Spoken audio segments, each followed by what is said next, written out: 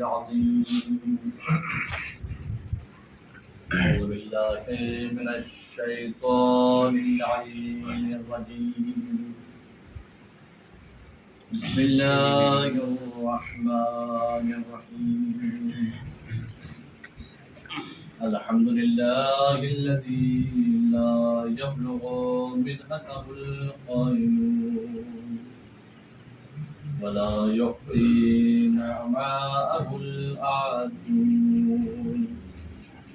ولا يعدي حقه المجتهدون الذي ليس لصفته حد محدود ولا نعت محدود ولا وقت معدود ولا أجل ممدود فطر الخلائق بقدرته ونشر الرياح برحمته وابتدى بالصخور ميدان أرضه ثم الصلاة والسلام وعلى أشرف الأنبياء والمرسلين مولانا مولى الثقلين جد الحسن والحسين أبي القاسم محمد المصطفى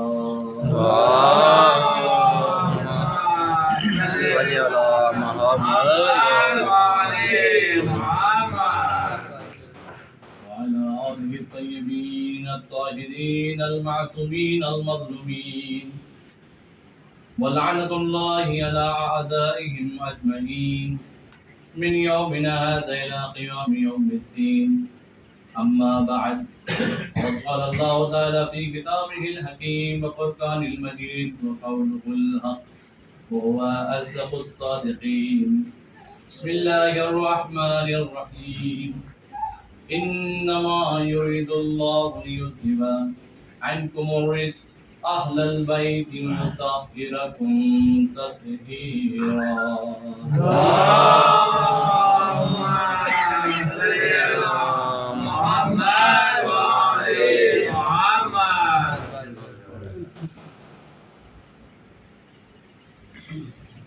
اوتاران مظلوم قبل بلا محبان اہل بیت، اس وقت کی مختصر سی گفتگو کا عنوان، جیسا کہ آج ہم نے حدیث قصہ کی بھی تلاوت کی اور حدیث قصہ کا پورا مضمون اسی چادر تطہیر پر ہے جس کے ضمن میں یہ آیت نازل ہوئی۔ یہ آیت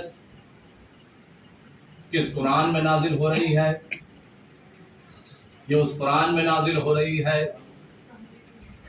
جو کہ نور ہے، جس کے بارے میں ارشاد ہو رہا ہے قد جاءکم من اللہ نور کتاب مبین، اللہ کی طرف سے نور آیا اور کتاب مبین آئی۔ یہ وہ کتاب ہے کہ جس کے اندر کسی طرح کا شک و شبہ نہیں پایا جاتا، لہذا ارشاد ہوا ذالک الکتاب لا ریب فیہ، اس میں کسی طرح کا شک و تردید، شک و شبہ نہیں پایا جاتا۔ یہ وہ کتاب ہے کہ اگر پہاڑوں پر نازل کیا جاتا تو پہاڑ خشیت الہی سے ریزہ ریزہ ہو جاتے۔ لو انزلنا القرآن علی جبل لا رأیتہ من خشیت اللہ، یہ وہ کتاب ہے جو کتاب ہدایت بھی ہے، کتاب رحمت بھی ہے، کتاب کریم بھی ہے۔ لہذا ارشاد ہوا انہ کتاب رحمہ، یہ رحمت والی کتاب ہے۔ انہ لقرآن کریم، یہ کتاب، یہ قرآن کریم ہے۔ اسی قرآن مجید میں ارشاد ہو رہا ہے انما یرید اللہ لیذھب عنکم الرجس اہل البیت ویطہرکم تطہیرا۔ صلوات پڑھیں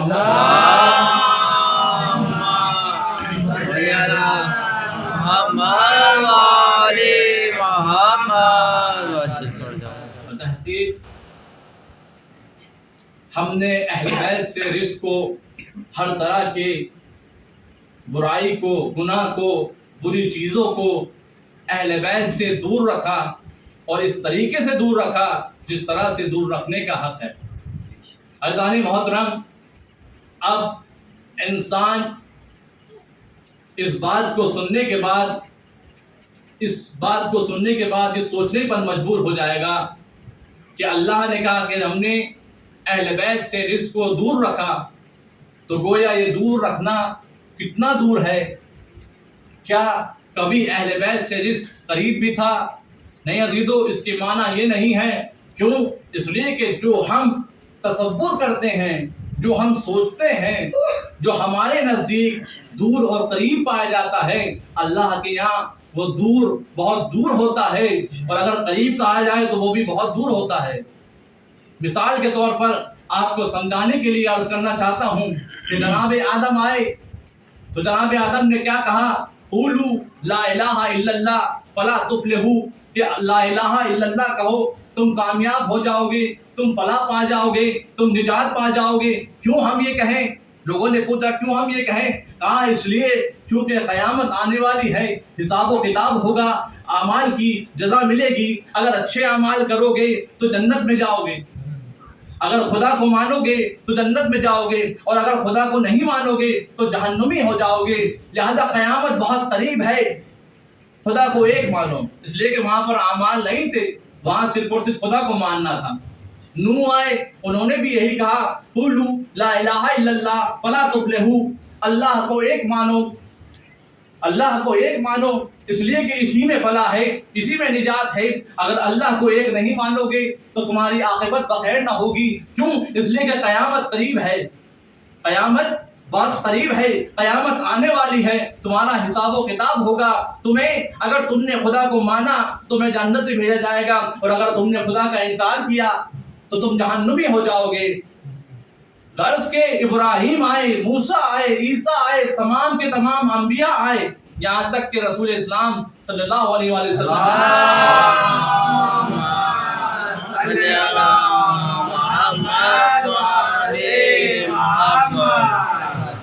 تو ہر ایک نبی یہ کہہ رہا ہے، آدم یہ کہہ رہے ہیں کہ خدا کو ایک مانو، اس لیے کہ قیامت آنے والی ہے۔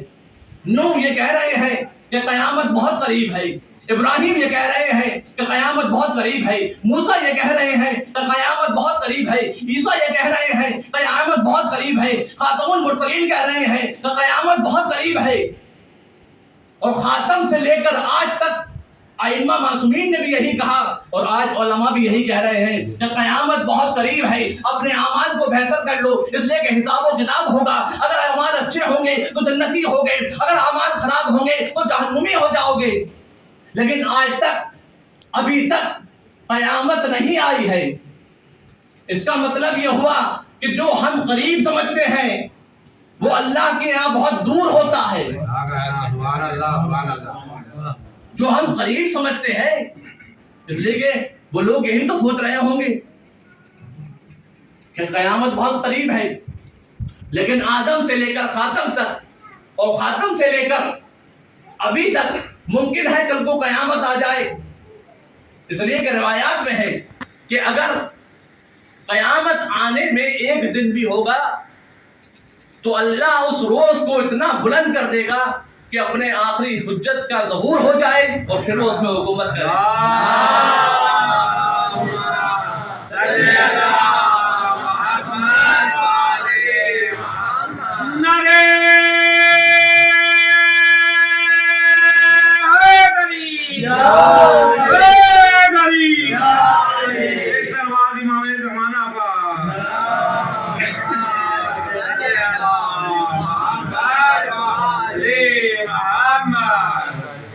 آدم کہہ رہے ہیں قیامت قریب ہے، نوح کہہ رہے ہیں قیامت قریب ہے، ابراہیم کہہ رہے ہیں قیامت قریب ہے، موسیٰ کہہ رہے ہیں قیامت قریب ہے، عیسیٰ کہہ رہے ہیں قیامت قریب ہے، خاتم المرسلین کہہ رہے ہیں قیامت قریب ہے، تمام انبیاء کہہ رہے ہیں، تمام ائمہ کہہ رہے ہیں کہ قیامت قریب ہے۔ ابھی تک یہ قریب کا مسئلہ سلجھا نہیں، جب قریب کا مسئلہ ابھی تک خدا کا سمجھ میں نہیں آیا تو کیسے ہو سکتا ہے کہ اللہ جب یہ کہہ رہا ہے کہ ہم نے اہل بیت سے رزق کو بہت دور رکھا، تو جس کا قریب اتنا دور ہے اس کا دور کتنا دور ہوگا؟ سبحان اللہ۔ تو ہم تصور بھی نہیں کر سکتے، ہم سوچ بھی نہیں سکتے، اس لیے کہ یہ وہ ذات ہے کہ ان کے نزدیک کوئی رزق نہ نہیں سکتا، کوئی فریضگی نہیں آ سکتی، کوئی برائی ان تک نہیں پہنچ سکتی، اس لیے کہ یہ معصوم شخصیتیں ہیں۔ اور کیسے نہ ہو، اگر خدا نہ خواستہ آپ تصور کریں یہ کون ہیں؟ یہ ہادی ہیں، یہ ہدایت کرنے والے ہیں، یہ رہنما ہیں۔ اگر رہنما ہی، اگر ہادی ہی خدا نہ خواستہ نجاستوں میں رہے تو وہ کیسے کسی کو یہ کہہ سکتا ہے کہ تم پاک رہو؟ البتہ یہاں پر بہت ساری طویل گفتگو ہے کہ یہاں پر رزق سے کیا مراد ہے، نجات سے ظاہری مراد ہے، باطنی مراد ہے، اس میں مجھے نہیں جانا ہے۔ آپ اس کو چاہے جس معنی میں لے لیں، برائی کے معنی میں لیں، گمراہی کے معنی میں لیں، تو ہم اس بات کو تصور نہیں کر سکتے۔ دیکھیں مثال کے طور پر جب انسان اپنے یہاں پر کسی مولانا کو بلاتا ہے یا کسی ٹیچر کا انتخاب کرتا ہے اپنے بچے کے لیے، تو وہ یہ چاہتا ہے کہ ہمارے بچے کو پڑھانے والا ٹیچر، استاد ہم سے بہتر ہونا چاہیے، جو بچے کو اچھے طریقے سے پڑھا سکے۔ کسی مولانا کا انتخاب کرتے ہیں آپ، جب اپنے یہاں بلاتے ہیں تو اس چیز کو ملاحظہ کرتے ہیں، اس چیز کو دیکھتے ہیں کہ مولانا با اخلاق ہو، با علم ہو، پرہیزگار ہو۔ تو جب ہم یہ سوچتے ہیں کہ مولانا بہت با اخلاق ہو، پرہیزگار ہو، متقی ہو، تو پھر خدا کو یہ سمجھ میں نہیں آیا ہوگا کہ جن کو ہدایت کے لیے بھیج رہا ہے ان کو پاک و پاکیزہ بنا کر بھیجے۔ کیوں؟ اس لیے کہ یہ معصوم ہے، معصوم سے کوئی خطا نہیں ہوتی۔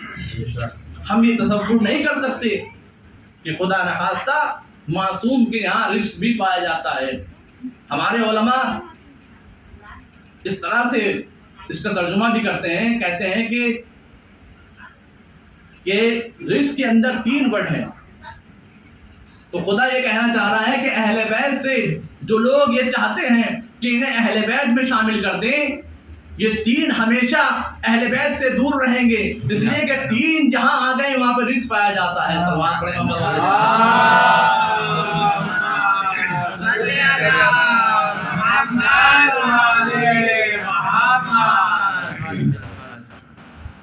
تو یہ آیت ہمیں پیغام دے رہی ہے۔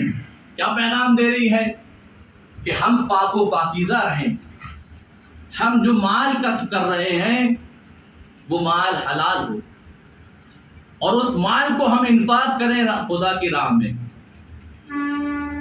وَمِمَّا رَزَقْنَاهُمْ يُنْفِقُونَ، اور ہم نے جو تمہیں رزق دیا ہے اسے انفاق کرو۔ ایک شاعر حکایت کے طور پر ایک واقعہ لکھتا ہے، کہتا ہے میں ایک شہر میں گیا اور میں نے دیکھا کہ ایک انسان ہے جو اپنا پیٹ پکڑ کر بیٹھے ہوا ہے۔ کیوں؟ اس لیے کہ اسے پیٹ میں بہت زیادہ درد ہو رہا ہے۔ میں نے پوچھا کہ تمہارے پیٹ میں درد کیوں ہو رہا ہے، کیوں پریشان ہو رہے ہو؟ کہا میں نے 2 دن سے کھانا نہیں کھایا، میں نے 2 دن سے کھانا نہیں کھایا۔ اچھا، آگے بڑھے، پھر دیکھا کہ ایک انسان اور ہے جس کے پیٹ میں درد ہو رہا ہے۔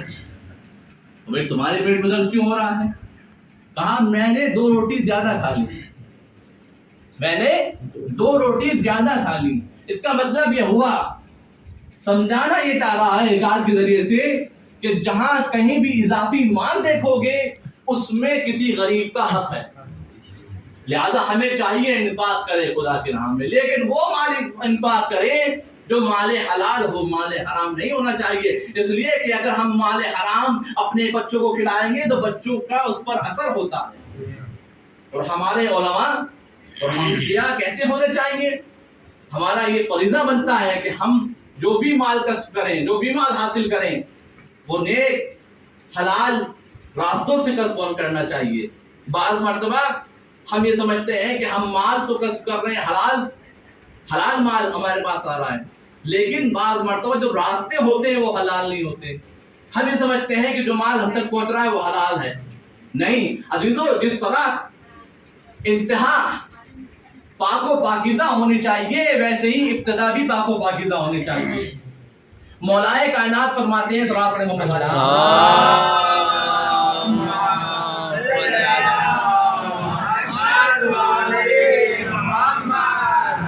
فرماتے ہیں کہ اپنے بچے کی تربیت اپنی شادی سے 20 سال پہلے کرنا شروع کر دو.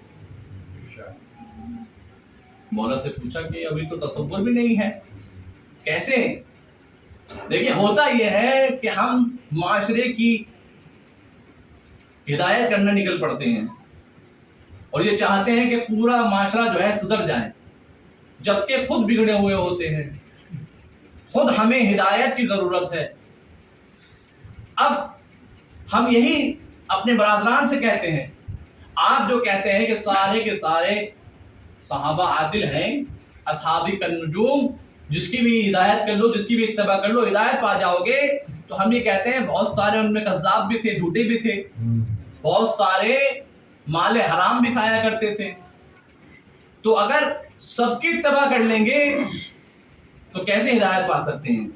لہذا ہم ہر ایک صحابی کو صحابی ہی نہیں مانتے ہیں، ہم اس کو صحابی مانتے ہیں کہ جس نے حقیقی طور پر اتباع رسول کی، اتباع آل رسول کی ہے، وہ ہمارے لیے صحابی ہے. اور آمنا صدقنا، ہم اس کی پیروی کرنے کے لیے تیار ہیں، اس کو ماننے کے لیے تیار ہیں، مگر یہ کہ اس پیمانے پر کھرا اترے جو اہل بیت نے دیا. وہ کیا ہے کہ اپنے دامن کو مال حرام سے بچائے. اور آج اگر آپ ہمارے علماء کو دیکھیں گے تو آپ کو دیکھنے کو ملے گا کہ علماء نے کس طریقے سے اپنے آپ کو مال حرام سے بچایا. آپ نے بہت ہی مشہور و معروف نام سنا ہوگا مقدس اردبیلی کا. یعنی ان کا نام کچھ اور تھا، میرے ذہن میں نہیں ہے ان کا نام کیا تھا. ان کا نام کچھ اور تھا لیکن نام لوگ بھول گئے. ہر کوئی جب بھی ان کے بارے میں لکھتا ہے، کتاب میں نقل کرتا ہے کوئی قول ان سے یا ان کی طرف اشارہ دیتا ہے تو کہتا ہے مقدس اردبیلی، اس لیے کہ تقویٰ، پرہیزگاری اتنی زیادہ ان کے اندر پائی جاتی تھی کہ مقدس ہی نام ہو گیا. مقدس کسے کہتے ہیں؟ یعنی پاک و پاکیزہ، جیسے ہم کہتے ہیں مشہد مقدس. مشہد ایک شہر کا نام ہے لیکن ایمان کا روزہ اس شہر کے اندر موجود ہے، لہذا ہم کہتے ہیں مقدس. کربلا کو کربلائے مقدسہ کہتے ہیں. کیوں؟ اس لیے کہ اس کے اندر امام حسین کی قبر موجود ہے، مولا عباس کا روزہ ہے، لہذا شہداء اس کربلا میں دفن ہیں، لہذا کربلا کربلائے مقدس ہو گئی. اس لیے کہ پاک و پاکیزہ لوگ اس کربلا میں دفن ہیں، کربلا مقدس ہو گئی. تو مقدس کے معنی کیا ہوتے ہیں؟ پاک و پاکیزہ. اور کوئی اگر انسان مقدس ہے تو یعنی اس کا مطلب یہ ہے کہ وہ بہت زیادہ متقی اور پرہیزگار ہے. تو یہ مقدس اردبیلی ہیں. تو مقدس، ابھی میں نے کیا کہا کہ اپنی تربیت پہلے کی جائے اور بعد میں معاشرے کی تربیت کی جائے. اپنی تربیت پہلے کریں، اس کے بعد آپ اپنے بچوں کی تربیت کر سکتے ہیں. اگر آپ ہی کو اصلاح کی ضرورت ہے، تربیت کی ضرورت ہے، تزکیہ نفس کی ضرورت ہے، تو پھر آپ اپنے بچوں کی ہدایت نہیں کر سکتے، ان کی اصلاح نہیں کر سکتے. لہذا علماء نے ہمیں پیغام دیا اور یہ روش اور یہ راہ اختیار کری. مقدس اردبیلی ہیں کہ کتنے مقدس ہیں کہ نام ہی ان کا تقدس مقدس پڑ گیا. ان کے والد تو مقدس اردبیلی ایسے ہی مقدس اردبیلی نہیں بنے، چونکہ ان کے باپ نے اس قدر احتیاط کی ہے، مال حرام کو ذرہ برابر بھی استعمال نہیں کیا، لہذا مقدس اردبیلی بنے. باپ کا اثر بیٹے میں ضرور آتا ہے. اسی لیے کہا گیا، تاکید کی گئی کہ باپ کو صالح ہونا چاہیے. بہت سے افراد شکایت کرتے ہیں کہ ہمارے بچے لاکھ تنبیہ کے بعد بھی، لاکھ سمجھانے کے بعد بھی سدھرتے نہیں ہیں، غلط راہوں میں پڑ گئے ہیں. تو ان کو اپنے بارے میں خود جائزہ لینا چاہیے کہ ہم نے کیا کیا اپنی زندگی میں. خدا نخواستہ کہیں ہم نے اپنی زندگی میں کچھ ایسے کام تو نہیں کیے جس کا اثر ہمارے بچے پر ہو رہا ہے. اگر ہماری طرف سے کوئی غلطی نہیں ہے تو پھر اس کو سمجھایا جائے اور بتایا جائے کہ نہیں یہ راستہ غلط ہے، تو اس راستے پر آؤ. صلوات پڑھیں محمد والے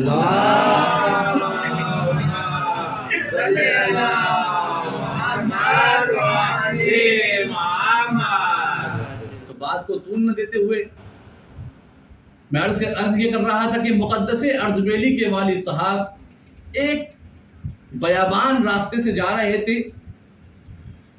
اور بھوک کا پیاس کا یہ عالم تھا کہ جاں بلب تھے. ایسا لگ رہا تھا کہ اب جان دے دیں گے، جان نکل جائے گی، جان چلی جائے گی. کیا دیکھتے ہیں کہ دریا بہہ رہا ہے، ساحل بہہ رہا ہے، کوئی پھل اس دریا پر تیرتے ہوئے آیا. انہوں نے اس پھل کو اٹھایا، چونکہ شدت بھوک اس قدر زیادہ تھی فوراً اس کو تناول کر لیا، کھا لیا. لیکن جب کھا چکے تو احساس یہ ہوا کہ میں نے کیا کیا، میں نے بہت بڑی غلطی کی ہے. اذان محترم، اپنی غلطی کو غلطی مان لینا یہ بہت بڑی بات ہوتی ہے. انسان کو اگر یہ احساس ہی ہو جائے تو یہ بہت بڑی بات ہے. زمانے رسول میں بھی رسول اسلام، دیکھیے ائمہ معصومین کا کام کیا ہے؟ ہدایت کرنا. ان کا ہر قول خیر ہوتا ہے. وہ جب بھی کسی کو اپنی بزم میں بلا رہے ہیں تو ان کی ہدایت کے لیے، بزم سے بھگا رہے ہیں تو ان کی بھی ہدایت کے لیے. وہ اپنی اپنی قسمت ہے کہ کوئی سمجھ جاتا ہے، ہدایت کو قبول کر لیتا ہے، کوئی روح گردانی کر دیتا ہے، بھاگ جاتا ہے. صلوات پڑھے محمد والے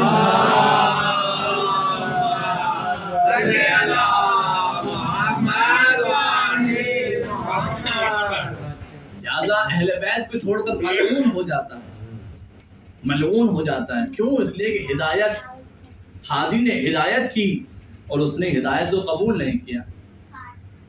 قضاء محترم، اپنی غلطی کو مان لینا یہ بہت بڑی بات ہے. احساس ہوا اور یہ احساس کیا کہ ضرور بھی ضرور اس کا صاحب بھی ہوگا.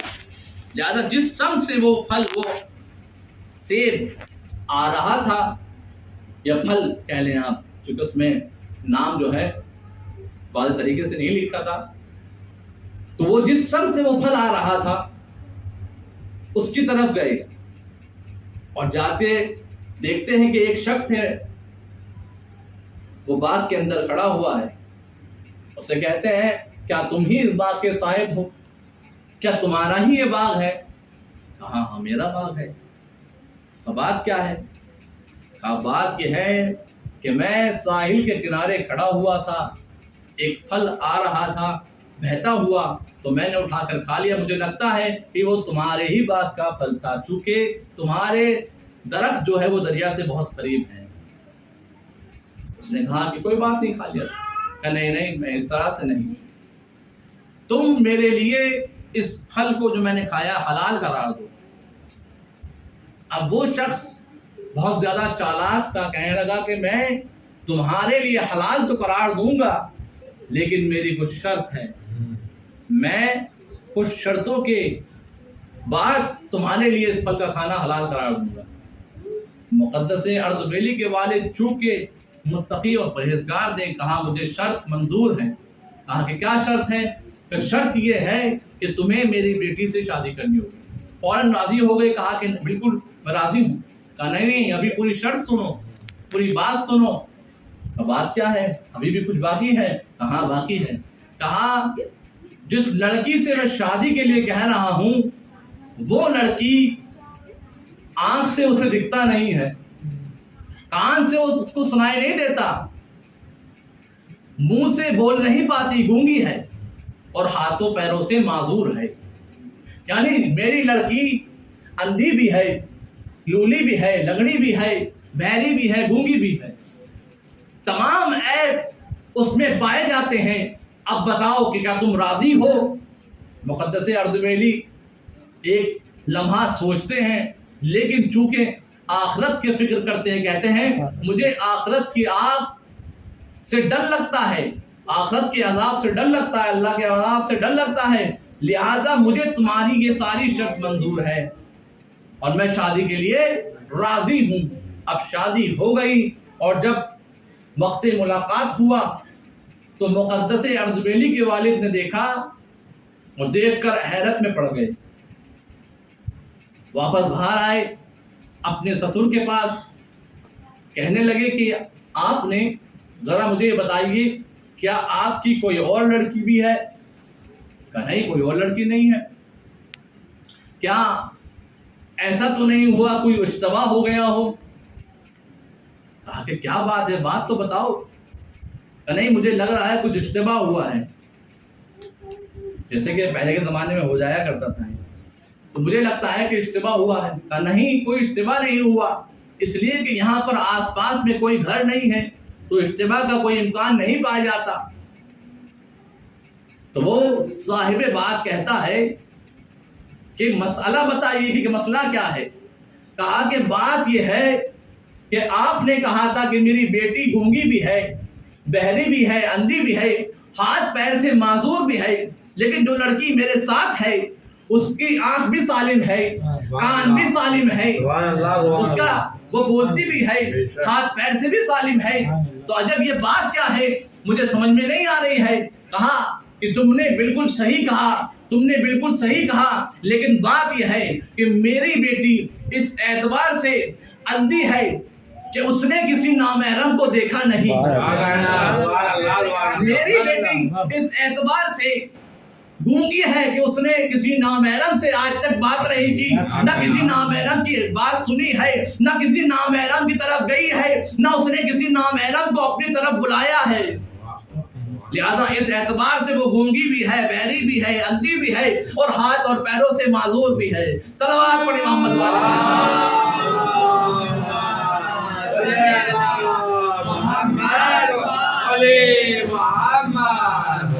یہ صاحب بات کہتا ہے کہ میں بہت دنوں سے دعا کر رہا تھا کہ پروردگار میری اس نیک اور صالح بیٹی کے لیے ایک نیک اور صالح بندے کو بھیج۔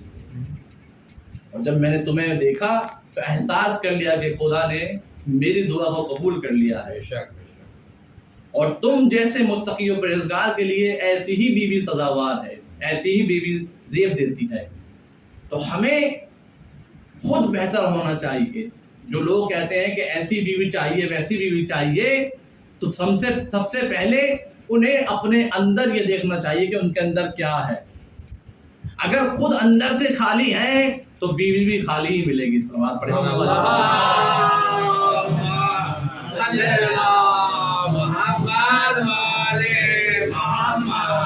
خالی یہ اس معنی میں نہیں ہے، یہ خالی اس معنی میں ہے کہ تقویٰ اور پرہیزگاری کے اعتبار سے۔ رسول اسلام، بس یہ آخری بات اور اب سے مسائل، رسول اسلام نے مولائے کائنات سے پوچھا، اے علی تم نے فاطمہ کو کیسا پایا؟ کائنات میں کوئی باپ ہے ایسا جو اپنے داماد سے شادی کے اگلے دن پوچھے کہ میری بیٹی کو کیسا پایا؟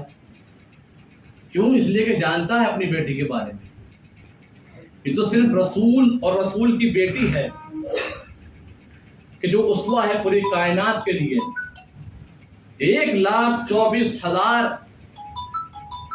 انبیاء آئے اور 12 امام آئے، کن کے لیے؟ مردوں کی ہدایت کے لیے، لیکن عالم نسواں کی، عورتوں کی ہدایت کے لیے صرف جناب فاطمہ سلام اللہ علیہ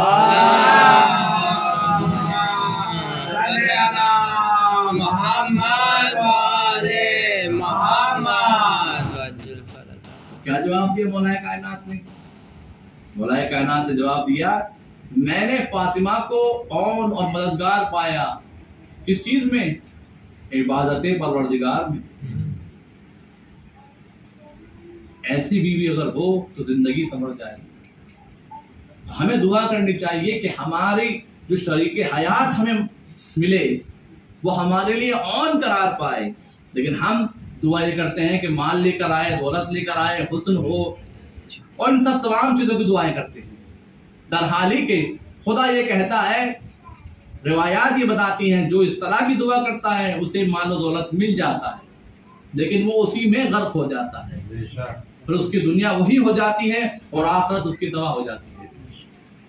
مال و دولت کی روایات میں یا اہل بیت نے مذمت نہیں کی ہے، لیکن مال اور دولت ملنے کے بعد انسان اگر اسی میں غرق ہو جائے تو اس کی مذمت کی ہے۔ اگر وہ دنیا کو آخرت کے بدلے بیچ دے تو ایسی دولت کس کام؟ کوئی کام کی نہیں ہے۔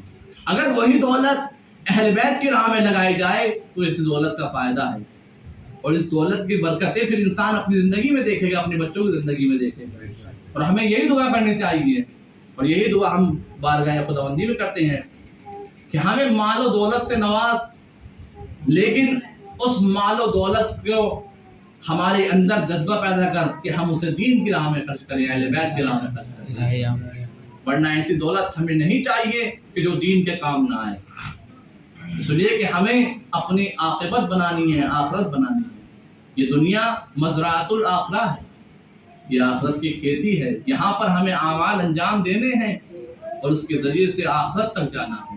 ہماری منزل آخرت ہے۔ خداوند محترم، آپ نے دیکھا کہ یہ علماء کس طریقے سے کتنی پابندی کرتے تھے، تب جا کر جو ان کے یہاں بچے پیدا ہوتے تھے وہ کوئی مقدس اردبیلی بنتا تھا، کوئی علامہ علی بنتے تھے، کوئی شیخ مفید بنتے تھے، کسی کو امام زمانہ کا سلام ہے، کسی کو امام اپنا بیٹا کہہ رہے ہیں۔ کیوں؟ اس لیے کہ انہوں نے اپنی زندگی کو مکمل طریقے سے اہل بیت کی راہ میں خرچ کیا، مکمل طریقے سے۔